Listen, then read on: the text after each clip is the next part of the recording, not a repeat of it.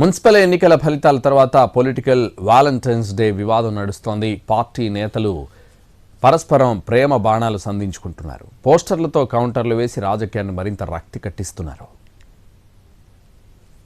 తెలంగాణ రాజకీయాల్లో Valentine's day సంవాదం ఆసక్తి రేకెత్తిస్తోంది. మున్సిపల్ ఎలక్షన్స్ ఫలితాల సెంట్రిక్గా ఒకరి మీద ఒకరు ప్రేమ బాణాలు వేసుకుంటున్నారు. బండి సంజయ్ వ్యాఖ్యలకు కాంగ్రెస్ కౌంటర్ పోస్టర్ క్రియేట్ చేసింది.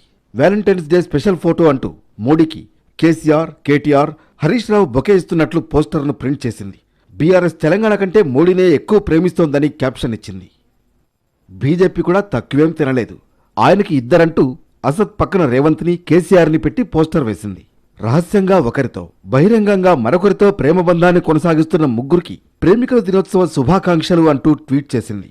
ఏ ఇబ్బంది లేకుండా అన్యోన్యంగా ఉంటున్నారని పోస్ట్లో రాసుకొచ్చింది. ఇటు బీఆర్ఎస్ కూడా వాలంటైన్స్ డే శుభాకాంక్షలు చెబుతూ వాళ్లకు పోస్టర్ క్రియేట్ చేశారు.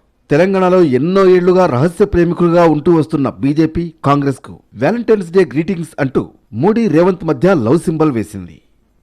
బీఆర్ఎస్, కాంగ్రెస్, ఎంఐఎంకు వాలంటైన్స్ డే శుభాకాంక్షలు అంటూ ఆ మూడు పార్టీలపై సెటైర్లు వేశారు బండి సంజయ్. ఎంఐఎం రెండు పార్టీల భుజాలపై చేయి వేసి అక్రమ బంధం కొనసాగిస్తోందని ఆరోపించారు. బీఆర్ఎస్, కాంగ్రెస్ పార్టీతో పాటు ఎంఐఎం పార్టీ కూడా ఈ మూడు పార్టీలకు వాలంటైన్స్ డే శుభాకాంక్షలు.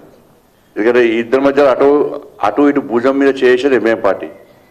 వీళ్ళ అక్రమ బంధానికి ఎంఐఎం పార్టీ వెనుక భుజం, అది నేను చెప్పిన ఎంఐఎం పార్టీ కాంగ్రెస్తో సంసారం చేస్తుంది, బీఆర్ఎస్ పార్టీ కన్ను కొడుతున్నది ఎంఐఎం పార్టీ. అయితే మూడు పార్టీలు మైండ్ గేమ్ ఆడుతున్నాయంటున్నారు రాజకీయ విశ్లేషకులు.